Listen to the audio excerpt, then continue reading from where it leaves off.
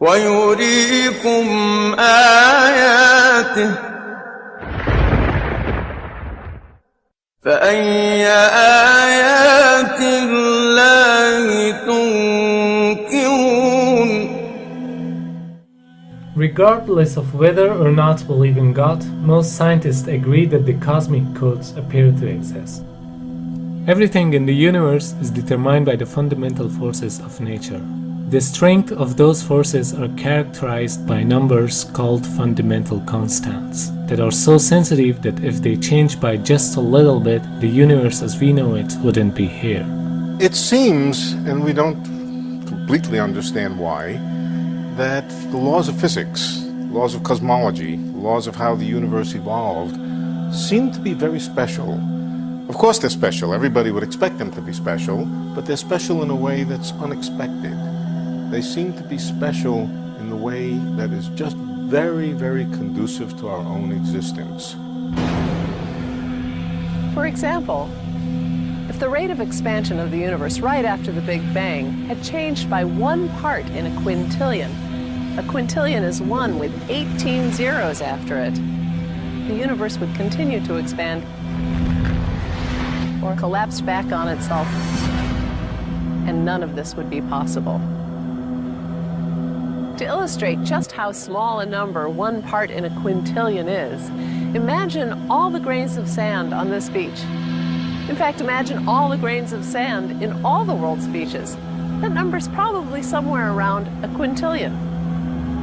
In this analogy, if all that sand represented the rate of expansion of the universe right after the Big Bang, how many grains of sand would I need to add or subtract to wreck the universe?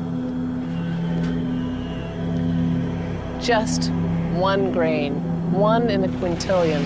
That's how precise things had to be for us to be here. Or let's say an example of gravitational constant. Imagine a ruler divided up in 1-inch increment and then stretch it across the entire universe, a distance of some 14 billion light years. For the purpose of illustration, the ruler represents the possible range for gravity. In other words, the settings for the strength of gravity could have been anywhere along the ruler, but it just happens to be situated in exactly right place so that life is possible. Now, if you would change the force of gravity by moving the setting just 1 inch compared to the entire width of the universe, the effect on life would be catastrophic. Why is gravity so much weaker than the other forces? Well, we don't really know, but here's what we do know. If it were just even a little bit stronger, stars would burn out too quickly, they wouldn't live long enough for life to evolve.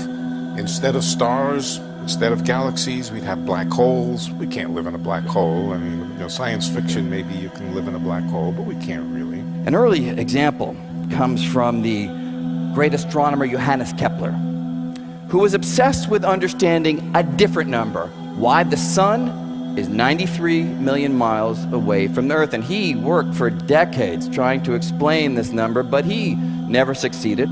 Why do we humans find ourselves on a planet at this particular distance instead of any of the other possibilities? And again, that's a question we can answer. Those planets which are much closer to a star like the sun would be so hot that our form of life wouldn't exist. And those planets that are much farther away from the star, well, they're so cold that again, our form of life would not take hold.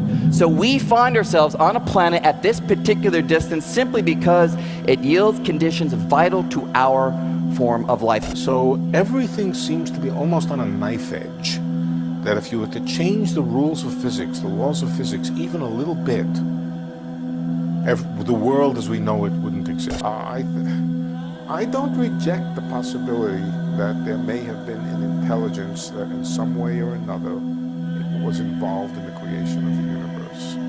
I don't reject it, not at all. I simply ask if it's true, how do you describe it? الذي له ملك السماوات والأرض ولم يتخذ ولدا ولم يكن له شريك في الملك وخلق كل شيء فقدره تقديرا. These are just a few examples of the exceedingly sensitive precision which are essential for life on Earth to have emerged and to survive. Yet even these examples are sufficient to definitely reveal that the Earth and the universe could not have come to being as a result of a number of consecutive coincidences. The concept of precision that began to be implied in 20th century is a further evidence of Almighty Allah's creation.